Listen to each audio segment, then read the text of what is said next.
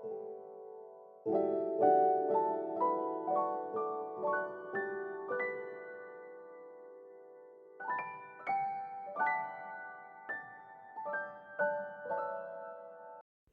সকাল বন্ধুরা, মিষ্টিস ফ্যামিলির আরেকটি নতুন ব্লগে তোমাদের সবাইকে ওয়েলকাম। আশা করছি তোমরা সবাই ভালো আছো, আর আমরাও মোটামুটি ভালোই আছি।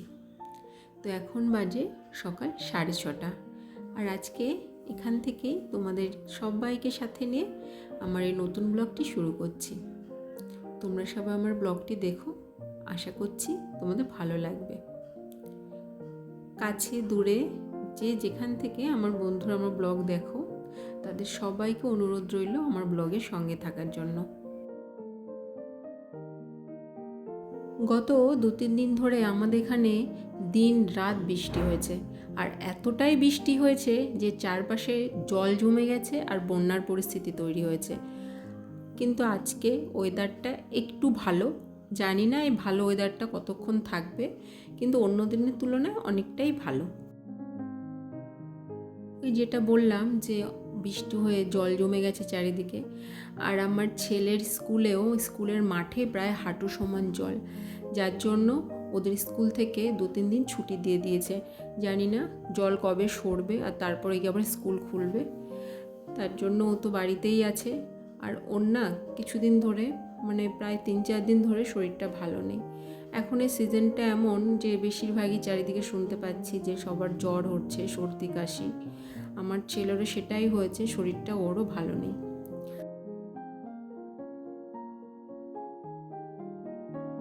এগুলো সব কালকের জামা কাপড়। যতই বৃষ্টি হোক যা হোক, আমাদের হয়তো আমরা জামা কাপড় কাচাকাচি করছি না, কিন্তু রেগুলার যে জামা কাপড়গুলো ইউজ করছি সেগুলো তো ধুতে হয়, কিন্তু সেগুলো না কিছুই শুকাচ্ছে না। তো আজকে দেখলাম একটু বৃষ্টিটা কম, রোদ ওঠেনি, রোদ উঠবেও না মনে হচ্ছে, তাও ছাদে দিয়ে এসছি যদি একটু হাওয়াতে শুকিয়ে যায়। ছেলে এখনও ঘুমোচ্ছে, ওই জন্য আমি ভাবলাম যে এদিকের কাজগুলো করে নিই। আর দেখো, এই যে বলছিলাম না বৃষ্টির জন্য, কালকে রাতের বৃষ্টিতে বারান্দাতে আবার জল জমেছে, এখন এই জলটা কাচিয়ে নেব। এই সব কাজগুলো কমপ্লিট করে তারপরে ছেলেকে ঘুম থেকে তুলব। আজ একটি বিশেষ দিন, আজ হলো 17 শ্রাবণ। যারা বাবা ভোলেনাথকে মানো তারা তো জানো আজকের দিনটার মাহাত্ম্য। আজকে বাবা মহাদেবের জন্মদিন, তো সেই হিসাবে খুবই গুরুত্বপূর্ণ একটা দিন। শ্রাবণ মাসের প্রত্যেকটা সোমবারই একটা আলাদা মাহাত্ম্য আছে। অনেকেই আছে যে এই সোমবারগুলো মানে প্রত্যেক সপ্তাহে সোমবারগুলো উপোস করে বাবার মাথায় জল ঢালে, কিন্তু আমি না সেটা করতে পারিনি। তাই আজকের দিনটা আমি উপোস আছি, হয়তো প্রত্যেকটা সোমবার করতে পারিনি, কিন্তু আজকে পুজোটা আমি করব। আজকের এই বিশেষ দিনে না পুজোটা করলে, ভগবানের নামে অর্পণ করলে, বাবা মহাদেবের নামে অর্পণ করলে সংসারের মঙ্গল, সুখ সমৃদ্ধি, বাবা মহাদেবের কৃপাদৃষ্টি লাভ করা যায়। সংসারের মঙ্গলের জন্য, সংসার প্রত্যেকটা মানুষের ভালোর জন্য ঈশ্বরের উপর প্রচণ্ডভাবে বিশ্বাসী, প্রচণ্ডভাবে আস্থা রাখি।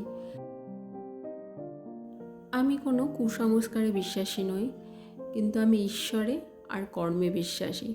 ভগবানের প্রতি আস্থা রাখলে আর যদি কর্ম ভালো হয় তাহলে অবশ্যই আমাদের মঙ্গল হবে।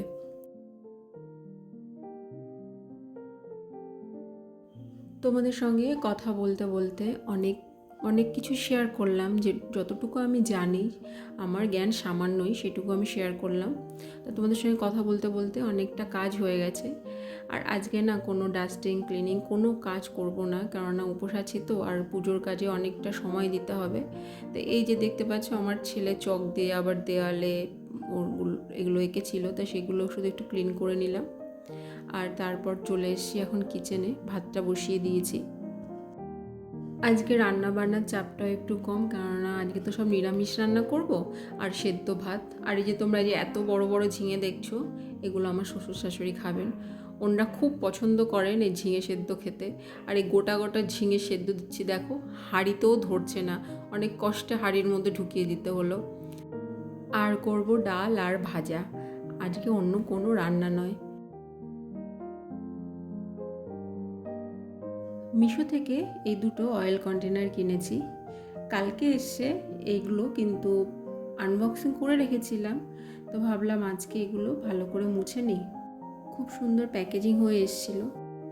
এগুলো এখন ভালো করে মুছে নেব, তারপরে তেলটা ঢেলে নেব এর মধ্যে।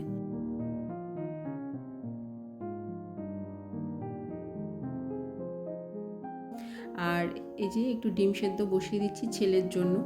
আমরা নয় হয়তো নিরামিষ খেয়ে নিতে পারবো, কিন্তু ও তো খেতে চাইবে না জানি, তাই ওর জন্য ডিম সেদ্ধ করে নিচ্ছি। আর আজকে রান্না করেছি দেখো, ডাল আর সেদ্ধ ভাত তো করেছি দেখেছো, আর এই যে একটা ভাজা। ব্যাস, রান্নার কাজ হয়ে গেছে। হয়তো রান্না বান্না কম করেছি কিংবা রান্নার আইটেম কম, কিন্তু রান্নাঘরের অন্য সব কাজগুলো ওগুলো কিন্তু কম থাকে না। এই যে দেখো, রান্না করার পরে ক্লিনিংয়ের কাজ, বাসন ধোয়া টোয়া যা যা, সেগুলো তো যতই তুমি একটা আইটেম রান্না করো, দুটো বা সেদ্ধ ভাত যাই করো, এগুলো তো করতেই হবে, তাই না? আর আমি তো নিয়ম করে এটা দুবার করি, দুবেলা, যতই ব্যস্ততা থাকুক বা যাই থাকুক, এই কাজগুলো না আমি প্রতিদিন করি, এগুলো কখনোই মিস হয় না। তো এখন এগুলো করার পরে চলে যাব ওপরে গিয়ে ছেলেকে স্নান করাবো, নিজে স্নান করব, তারপরে একে একে পুজোর কাজে সব কিছু গোছানো শুরু করব।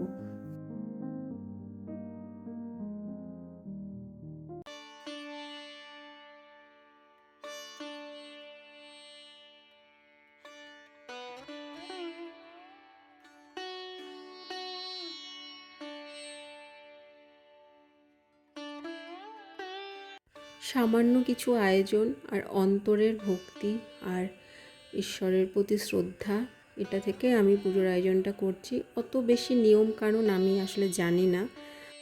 এই পুজোর জন্য হয়তো অনেক কিছু নিয়ম বিধি অনেক কিছুই আছে, কিন্তু যেটুকু আমার জানা আমি সেটুকুই করার চেষ্টা করেছি।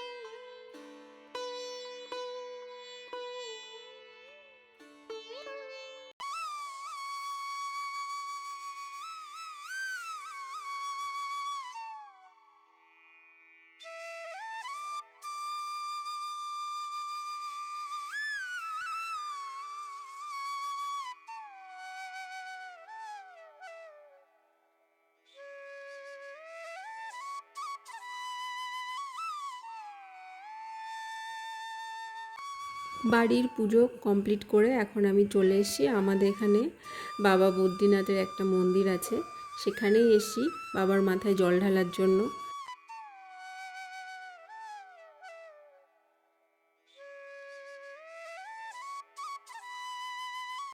প্রচণ্ড বৃষ্টির জন্য যে কী অবস্থা হয়েছে আমাদের এখানে চারপাশের, তোমরা এই মন্দিরের আশেপাশে এই জমা জল দেখেই বুঝতে পারবে। এত বৃষ্টি, এত ইসের মধ্যেও সব দূর দূর থেকে কত ভক্তরা এসছে বাবার মাথায় জল ঢালার জন্য। আমি যখন বাড়ি থেকে বেরিয়েছি তখনও ছিটেফোঁটা বৃষ্টি হচ্ছিল। আমি এখানে ভিড়ের মধ্যে না বেশি কিছু ক্যাপচার করতে পারিনি, তাই তোমাদের সঙ্গে বেশি আর কিছু শেয়ার করতে পারলাম না।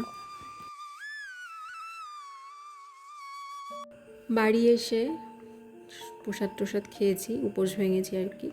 তারপরে এখন ছেলেকে আগে খাওয়াচ্ছি, ও আমার সঙ্গে গেছিল, ওর খিদে পেয়ে গেছে, তাই বললাম আগে ওকে খাইয়ে দিই, তারপরে গিয়ে আমি খাবো।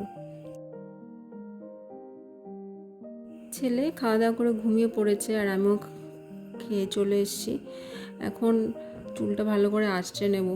এমনিতে বর্ষাকাল, প্রচুর চুল উঠছে, তার উপর বৃষ্টির জল মাথায় পড়েছে তো, আর চুলটা যদি না শুকায় না তাহলে মাথাটা যন্ত্রণা করবে। আর বলা যায় না, এখন চারিদিকে যেভাবে জ্বরজারি হচ্ছে, সেটা আবার সেই ভয়টাও কাজ করছে। তো চলো বন্ধুরা, আজকের মতো ভিডিওটা আমি এখানেই শেষ করছি। তোমাদের সঙ্গে দেখা হবে আবার নেক্সট ব্লগে। তোমরা সবাই ভালো থেকো, সুস্থ থেকো। বাবা মহাদেব তোমাদের সকলের মঙ্গল করুন।